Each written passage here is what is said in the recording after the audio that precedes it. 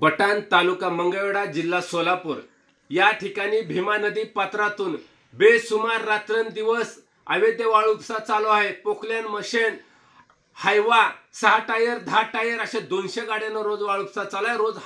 रोज हजारो ब्राच अवैध वाळू उपसा सुरू आहे। ही बाब सर्व अधिकाऱ्यांना माहिती आहे, परंतु कारवाई का केली जात नाही? सामान्य लोकांना माहिती आहे, पत्रकारांना माहिती आहे, मग अधिकाऱ्यांना माहित होत नाही का? त्या विभागातले प्रांत अधिकारी BR माळी याचा हात त्या वाळूतल्या पैशाने बरबटल्यात। त्यांना जर फोन केला वाळू विषयी तक्रार सांगितली तर ती फोन बंद करतात, फोन कट करतात। 100 वेळा फोन केला तर ही प्रांत अधिकारी उत्तर देत नाही। या ठिकाणी संपूर्ण अधिकाऱ्यांना आम्ही माहिती दिली, व्हिडिओ काढून दिले, पुरावा दिले, तरी देखील कारवाई होत नाही। या वाळू ठेक्याच्या पाठीमागे भाजपचा सत्ताधारी पक्षाचा बडा नेता आहे, तो कोल्हापूरला खासदार आहे आणि त्याच्या जवळच्या व्यक्तीच्या नावावर त्यांनी ठेका घेतलेला आहे।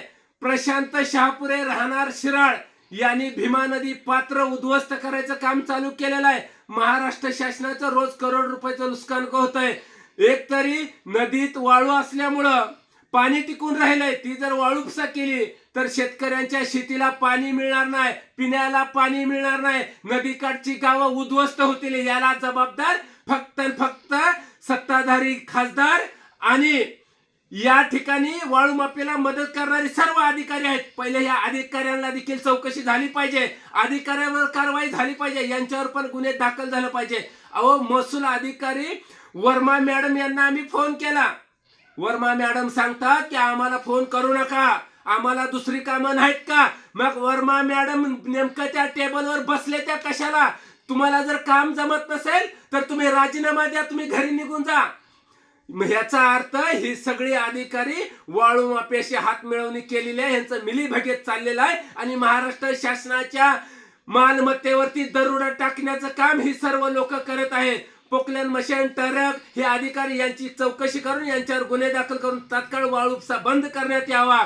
कोणतीही वाळू चालकाकडे, ट्रक मालकाकडे पावती नाही, मशीन धारकाकडे परवानगी नाही, रात्रंदिवस अवैध वाळू उपसा चालवा, याला नेमका जबाबदार कोण आहे?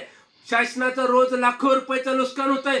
अहो, शासनाचा महसूल गोळा करण्याच्या नादात सर्व शेतकरी उद्ध्वस्त होते। ते वाळूने भरलेल्या ट्रक अवैध वाहतूक करते, त्या 50 वर्ष रस्ता नाहीत गावाला। आता कसं तर रस्ता झाला तर ते अवैध वाळू वाहतुकीमुळे रस्ता उद्ध्वस्त होता। याला जबाबदार फक्त भ्रष्ट अधिकारी आहेत आणि अधिकाऱ्यांनी हात मिळवणी केल्यामुळे बेकायदेशीरपणा रात्रंदिवस अवैध वाळू उपसा चालू आहे। तर तात्काळ वाळू उपसा बंद झाला तर बरं आहे, अन्यथा पुढच्या काळामध्ये खासदाराचं नाव घेऊन चिरफाड केल्याशिवाय आम्ही स्वस्त बसणार नाही। एवढंच नाही, संबंधित अधिकारी आणि वाळू माफियावरती मुंबई उच्च न्यायालयात याचिका दाखल करून सर्वांवर कारवाई केल्याशिवाय आम्ही स्वस्त बसणार नाही।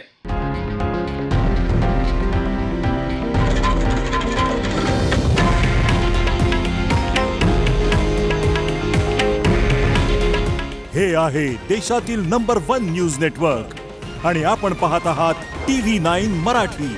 काळजी तुमची, हित महाराष्ट्राचं।